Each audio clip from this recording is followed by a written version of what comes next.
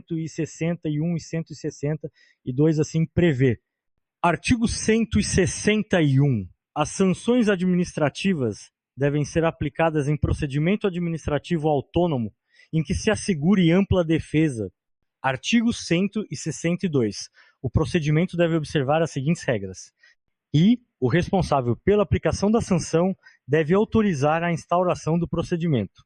2. O ato de instauração deve indicar os fatos em que se baseia e as normas pertinentes à infração e à sanção aplicável. 3. O acusado dispõe de 5 dias para oferecer defesa e apresentar as provas conforme o caso. 4. Caso haja requerimento para produção de provas, o agente deve apreciar sua pertinência em despacho motivado. V. Quando se fizer necessário, as provas serão produzidas em audiência Maria previamente Silvia designada Zanella de Pietro, onde a referida jurista sabiamente pontua como devem se pautar tanto a administração pública como o administrado que com ela se relaciona.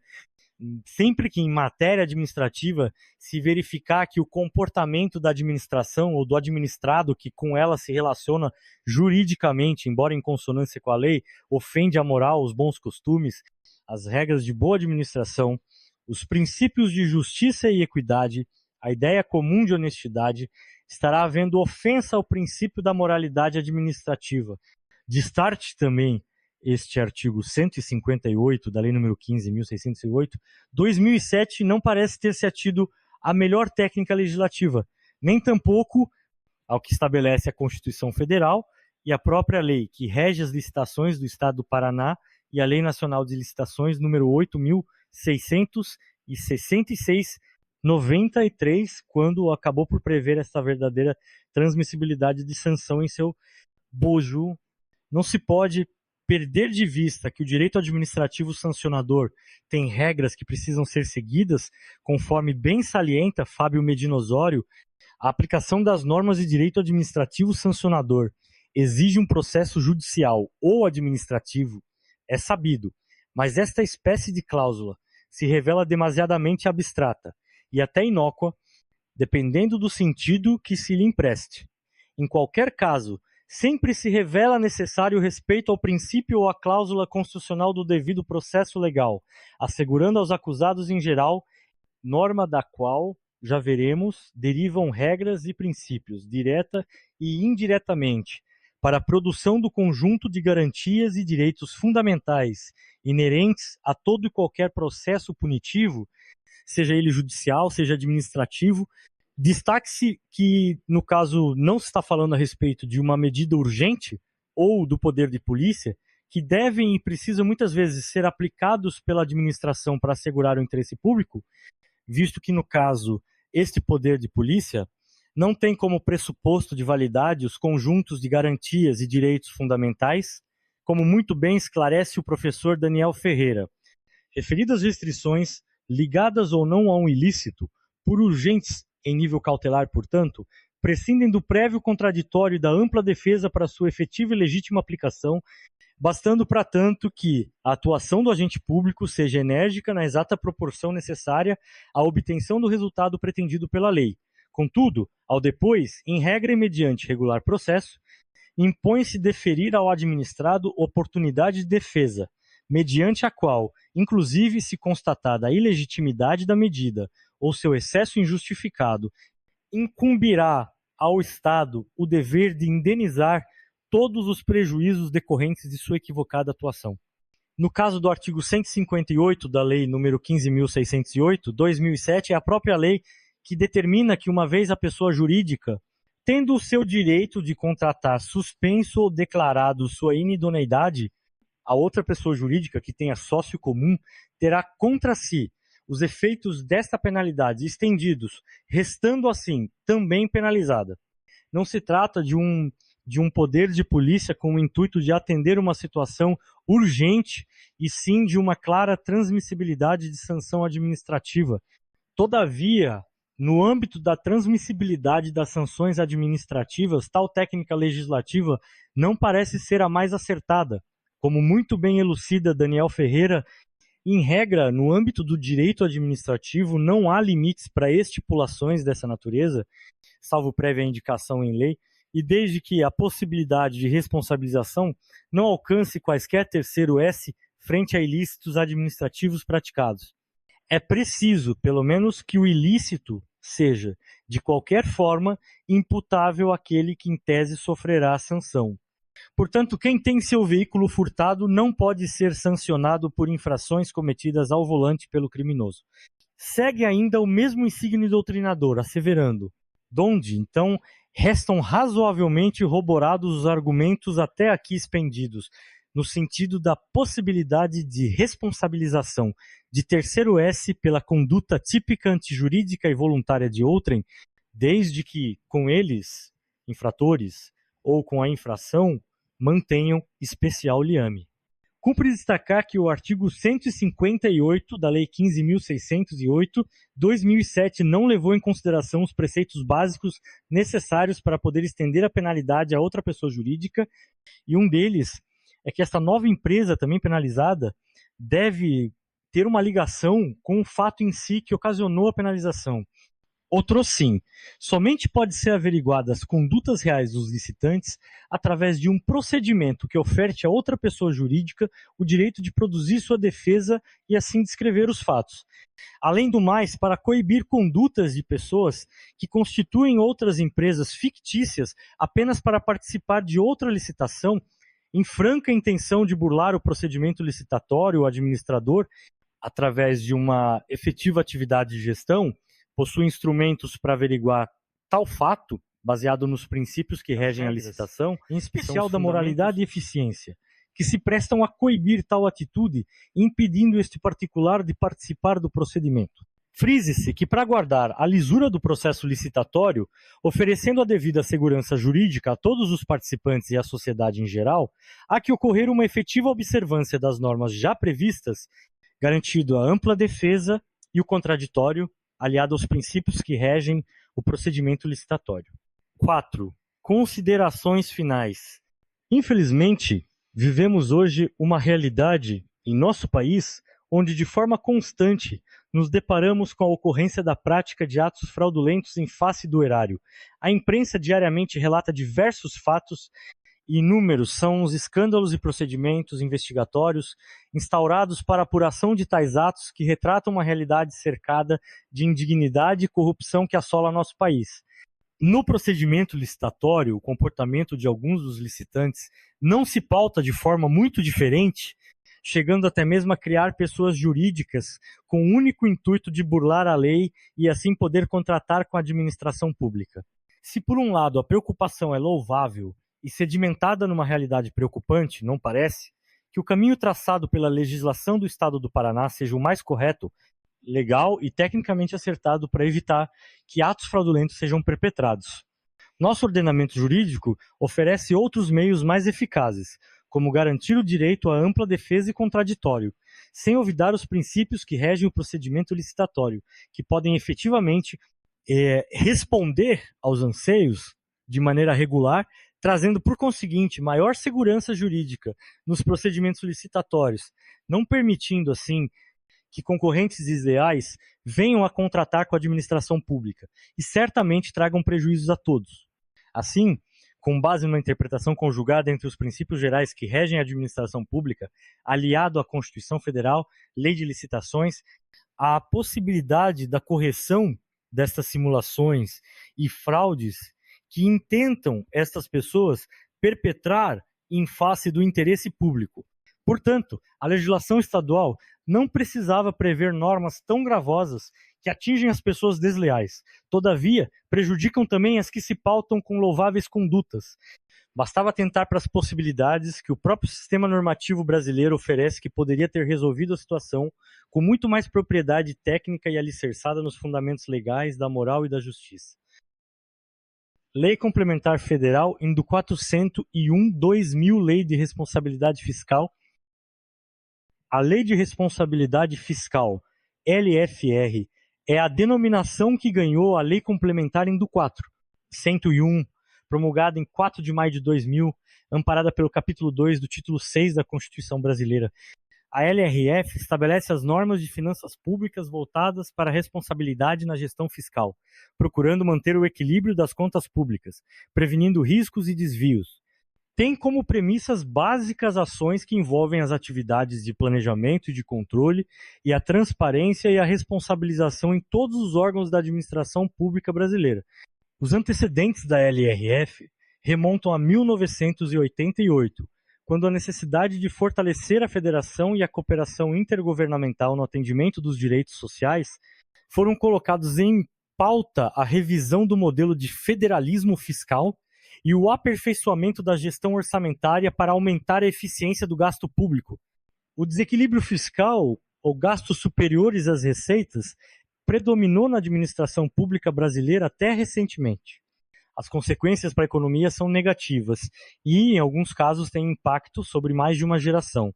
A inflação descontrolada, a convivência com taxas de juros altas, o endividamento público e a carga tributária relativamente elevada são algumas dessas consequências, levando as finanças públicas a uma situação que limitou investimentos e o atendimento de necessidades fundamentais da população, como saúde, educação, moradia, saneamento e outros.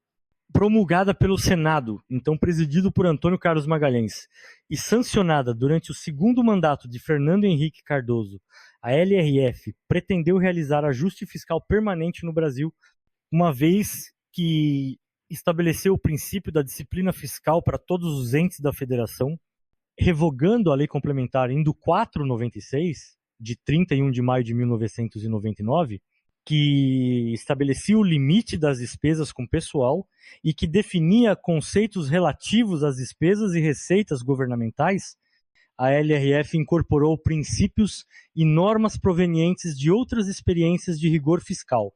Os modelos tomados como referência foram o do Fundo Monetário Internacional, FMI, o organismo multilateral do qual o Brasil é Estado-membro, responsável pela edição e difusão de algumas normas de gestão pública em diversos países.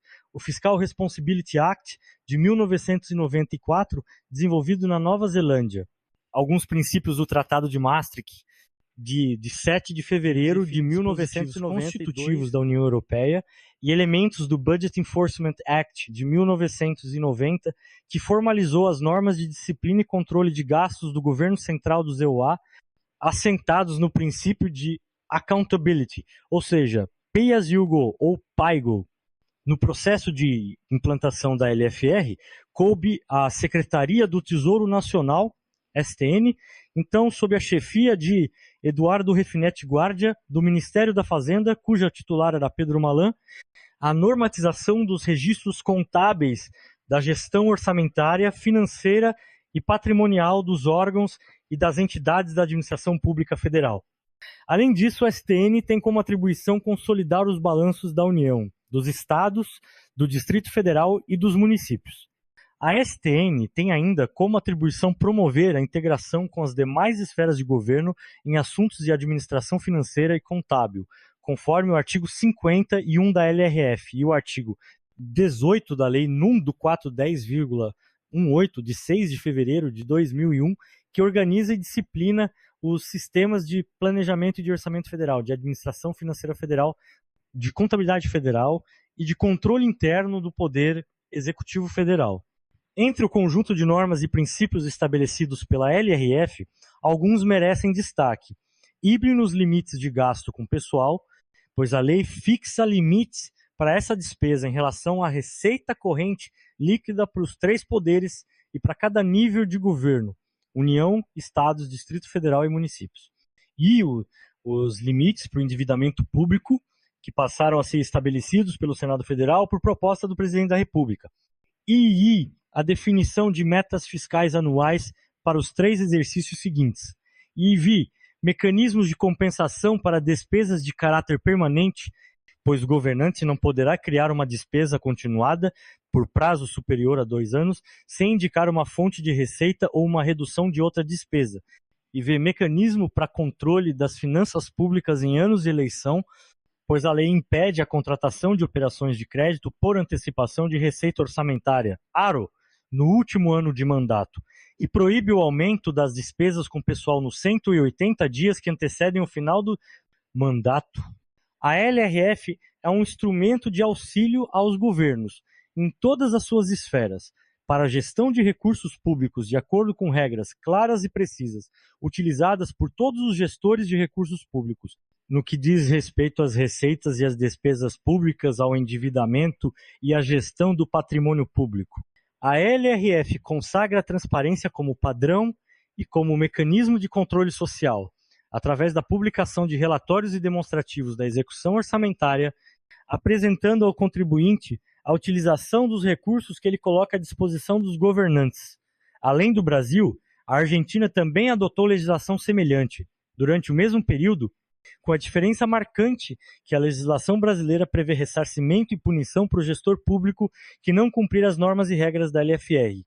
Originado no Ministério do Planejamento, o projeto inicial de lei complementar possuía 110 artigos e passou por um amplo processo de elaboração e de revisão, com inúmeras audiências públicas. Na Câmara, o projeto da LRF tramitou sob o nudo 4 PLP 18/99 e, após aprovação, foi reduzido para 75 artigos, tramitando no Senado Federal sob do 4 PLC 4/2000. No projeto inicial, já havia dispositivos penais contra os administradores públicos que descumprissem as normas previstas pela LRF, mas posteriormente, na Câmara dos Deputados, o projeto foi desmembrado e fracionado, tramitando no Congresso Nacional como projeto dos crimes de responsabilidade fiscal sob o NEDO 4 PL 621/99. O PL do 4 621/99, que originou a Lei no 4 10,028/2000, tipificou 3 condutas relacionadas com déficit nas contas públicas e inscrever em restos a pagar despesa que excedesse o limite estabelecido em lei e contrair obrigação no último ano do mandato ou legislatura cuja despesa não pudesse ser paga no mesmo exercício financeiro e deixar de promover o cancelamento do montante de restos a pagar inscrito em valor superior ao permitido em lei. Alterando o Código Penal, a nova lei contribuiu para consolidar a prática fiscal desejada, pois passou a punir os gestores públicos com penalidades civis, inclusive ressarcimento e reclusão, pelo descumprimento da LRF. O presidente presta conta dele, do país, do Legislativo 4, Judiciário, IMP e o TCU de olho.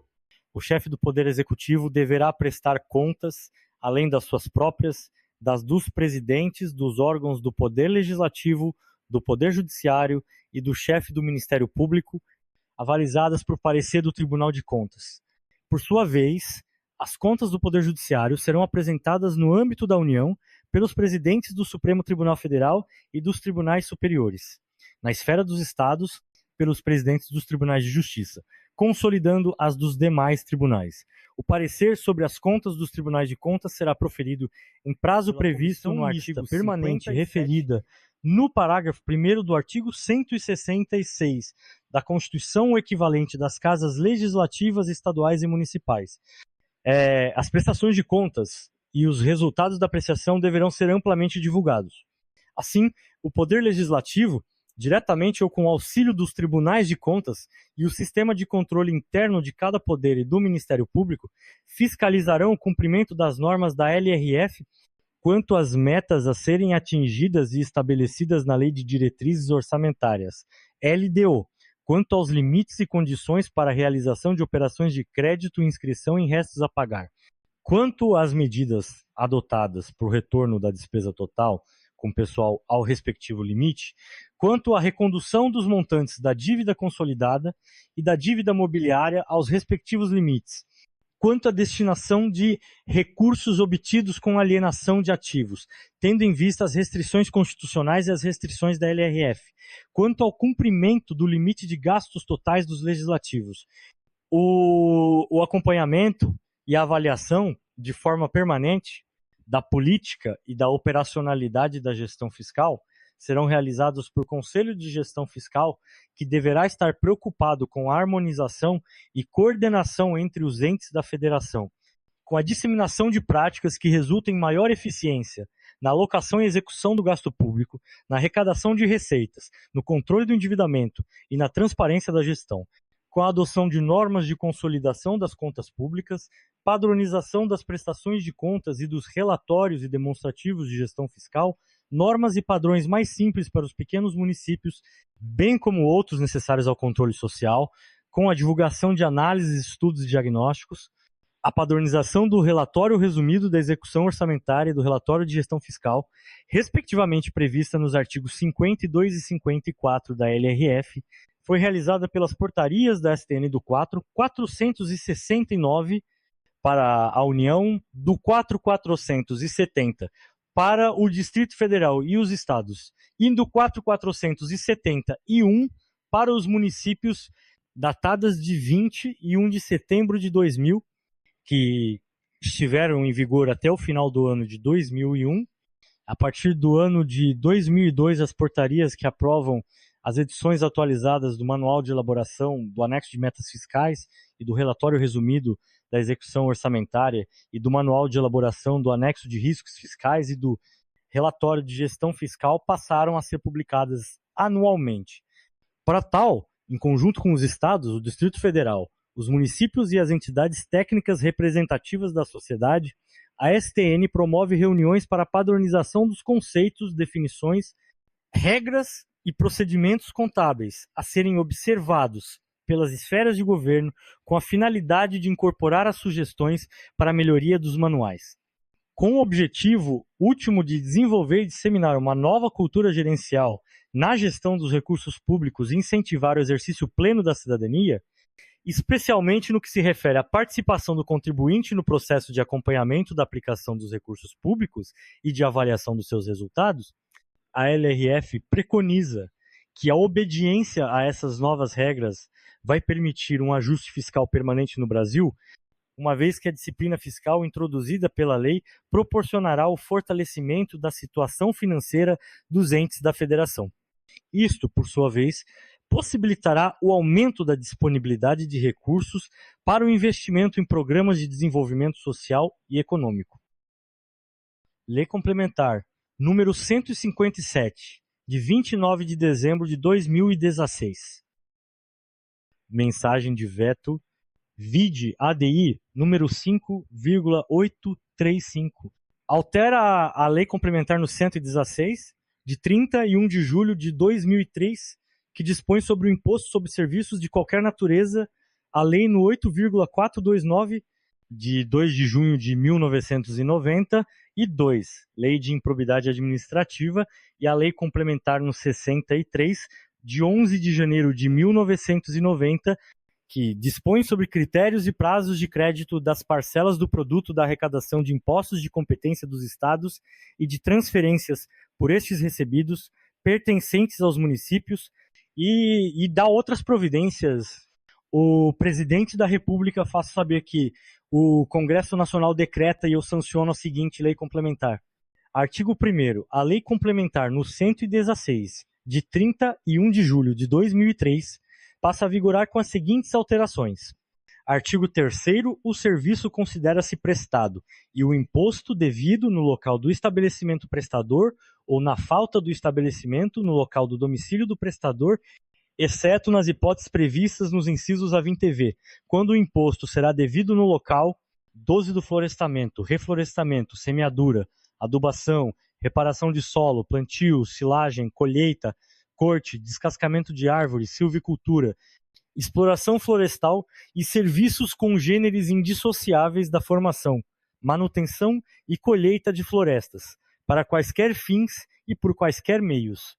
16 dos bens dos semoventes ou do domicílio das pessoas vigiados, segurados ou monitorados no subitem 11,02 da lista anexa, 19 do município onde está sendo executado o transporte, no caso dos serviços descritos pelo item 16 da lista anexa, 23 do domicílio do tomador dos serviços dos subitens 4,22, 4,23 e 5,09, partes mantidas. 14 do domicílio do tomador do serviço, no caso dos serviços prestados pelas administradoras de cartão de crédito ou débito e demais, descritos no subitem 15,01. 25 do domicílio do tomador dos serviços dos subitens 10,04 e 15,09. Vetado. 14, vetado. 25, vetado. Parágrafo 4º. Na hipótese de descumprimento do disposto no caput ou no parágrafo 1º, ambos do art. 8º, vírgula A, desta lei complementar, o imposto será devido no local do estabelecimento do tomador ou intermediário do serviço ou na falta de estabelecimento onde ele estiver domiciliado. Partes mantidas. Artigo 6º, parágrafo 2º. 3. A pessoa jurídica tomadora ou intermediária de serviços, ainda que imune ou isenta, na hipótese prevista no parágrafo do artigo 3º desta lei complementar. Partes mantidas. Parágrafo 3º. No caso dos serviços descritos nos subitens 10,04 e 15,09, o valor do imposto é devido ao município declarado como domicílio tributário da pessoa jurídica ou física tomadora do serviço, conforme informação prestada por este parágrafo 4º. No caso dos serviços prestados pelas administradoras de cartão de crédito e débito descritos no subitem 15,01, os terminais eletrônicos ou as máquinas das operações efetivadas deverão ser registrados no local do domicílio do tomador do serviço. Artigo 2º, a Lei Complementar número 116, de 31 de julho de 2003, passa a vigorar acrescida do seguinte artigo. 8º, vírgula A, produção de efeito. Artigo 8º-A. A alíquota mínima do imposto sobre serviços de qualquer natureza é de 2%, 2%. Parágrafo 1º. O imposto não será objeto de concessão de isenções, incentivos ou benefícios tributários ou financeiros, inclusive de redução de base de cálculo ou de crédito presumido ou outorgado, ou sob qualquer outra forma que resulte direta ou indiretamente em carga tributária menor que a decorrente da aplicação da alíquota mínima estabelecida no caput, exceto para os serviços a que se referem os subitens 7,02, 7,05 e 16,01 da lista anexa a esta lei complementar. Segundo, é nula a lei ou o ato do município ou do Distrito Federal que não respeite as disposições relativas à alíquota mínima previstas neste artigo, no caso de serviço prestado a tomador ou intermediário localizado em município diverso daquele onde está localizado o prestador do serviço. Parágrafo 3º. A nulidade a que se refere o parágrafo 2º deste artigo gera, para o prestador do serviço, perante o município ou o Distrito Federal que não respeitar as disposições deste artigo, o direito à restituição do valor efetivamente pago do imposto sobre serviços de qualquer natureza calculado sob a égide da lei nula. Artigo 3º-A. Lista de serviços anexa à Lei Complementar número 116, de 31 de julho de 2003, passa a vigorar com as alterações constantes do anexo desta Lei Complementar. Art. 4º-A, Lei nº 8,429, de 2 de junho de 1992, Lei de Improbidade Administrativa. Passa a vigorar com as seguintes alterações. Produção de efeito, seção 2A, dos atos de improbidade administrativa decorrentes de concessão ou aplicação indevida de benefício financeiro ou tributário, art. 10A. Constitui ato de improbidade administrativa qualquer ação ou omissão para conceder, aplicar ou manter benefício financeiro ou tributário contrário ao que dispõe o caput e o parágrafo 1º do art. 8º, a da Lei Complementar número 116, de 31 de julho de 2003. Artigo 12. 4. Na hipótese prevista no artigo 10A, perda da função pública, suspensão dos direitos políticos de 5 a 8 anos e multa civil de até 3 vezes o valor do benefício financeiro ou tributário concedido. Não erro, artigo 17. Parágrafo 13. Para os efeitos deste artigo, também se considera pessoa jurídica interessada o ente tributante que figurar no polo ativo da obrigação tributária de que tratam o parágrafo 4º do artigo 3º e o art. 8º, a da Lei Complementar número 116, de 31 de julho de 2003. NR, artigo 5º, o art. 3º da Lei Complementar número 63, de 11 de janeiro de 1990, passa a vigorar acrescido dos seguintes parágrafos, 1º-A e 1º-B. Produção de efeito. Artigo 3º, parágrafo 1º-A.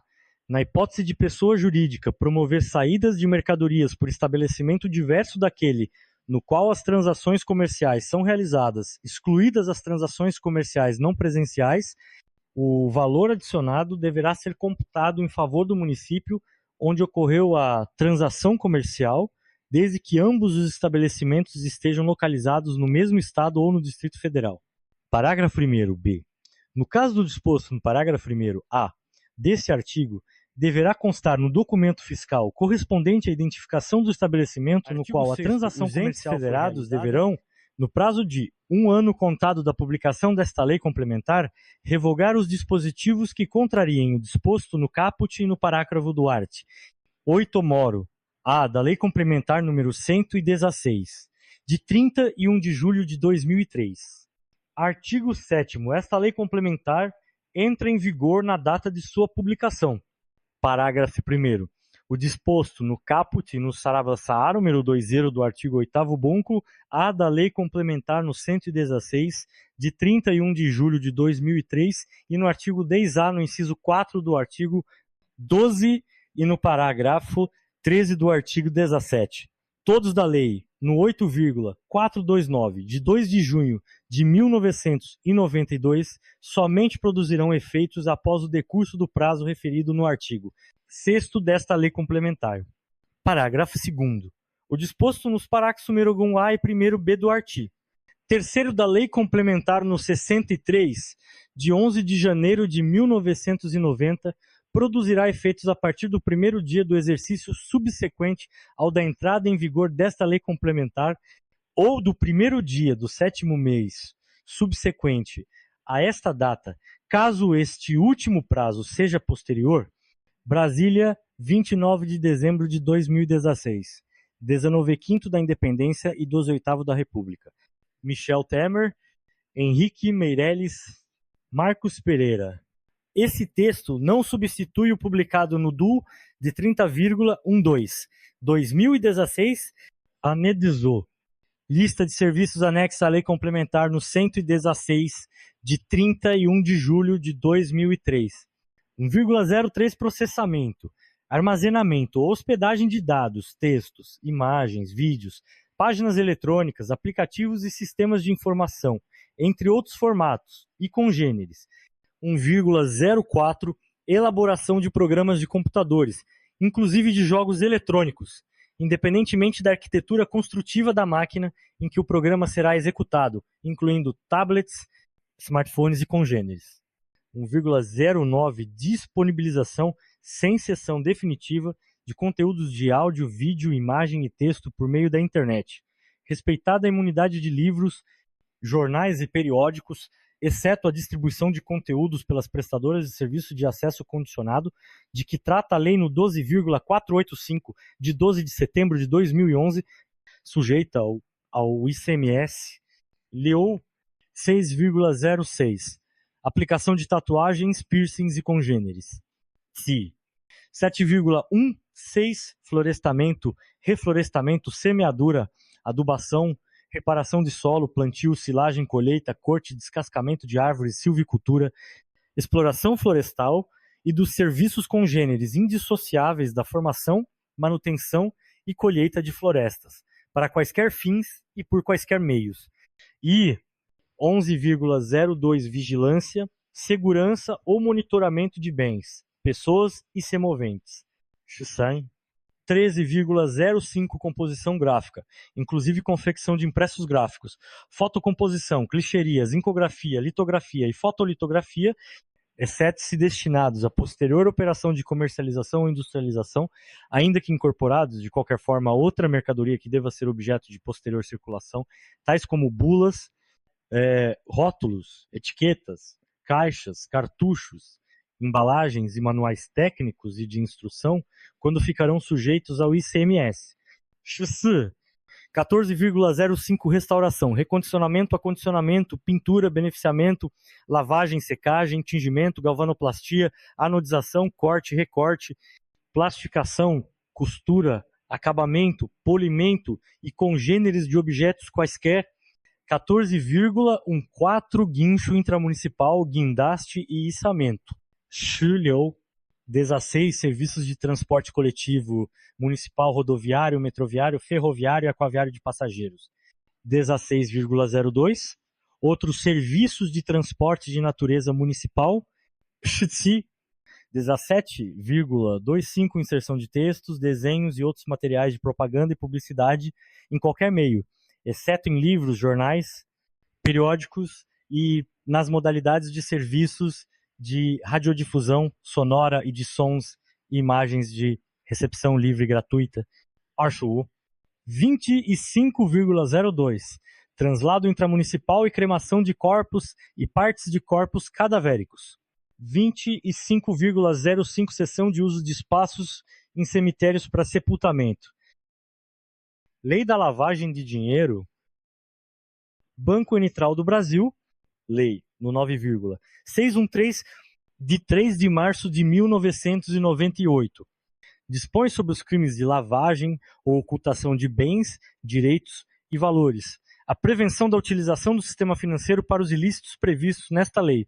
Cria o Conselho de Controle de Atividades Financeiras COAF e dá outras providências, capítulo I, dos crimes de lavagem ou ocultação de bens, direitos e valores. Artigo 1º. Ocultar ou dissimular a natureza, origem, localização, disposição, movimentação ou propriedade de bens, direitos ou valores provenientes, direta ou indiretamente, de crime. De tráfico ilícito de substâncias entorpecentes ou drogas afins. 2, de terrorismo e seu financiamento. 3, de contrabando ou tráfico de armas, munições ou material destinado à sua produção. 4, de extorsão mediante sequestro. 5, contra a administração pública, inclusive a exigência para si ou para outrem, direta ou indiretamente, de qualquer vantagem, como condição ou preço para a prática ou omissão de atos administrativos. 6, contra o sistema financeiro nacional, organização criminosa, praticado por... 7, vetado. 1, pena, reclusão de 3 a 10 anos e multa. Parágrafo 1º, incorre na mesma pena quem, para ocultar ou dissimular a utilização de bens, direitos ou valores provenientes de qualquer dos crimes antecedentes referidos neste artigo. 1, os converte em ativos lícitos. 2, os adquire, recebe, troca, negocia, dá ou recebe em garantia, guarda, tem em depósito, movimenta ou transfere. 3, importa ou exporta bens com valores não correspondentes aos verdadeiros. Segundo, incorre ainda na mesma pena quem utiliza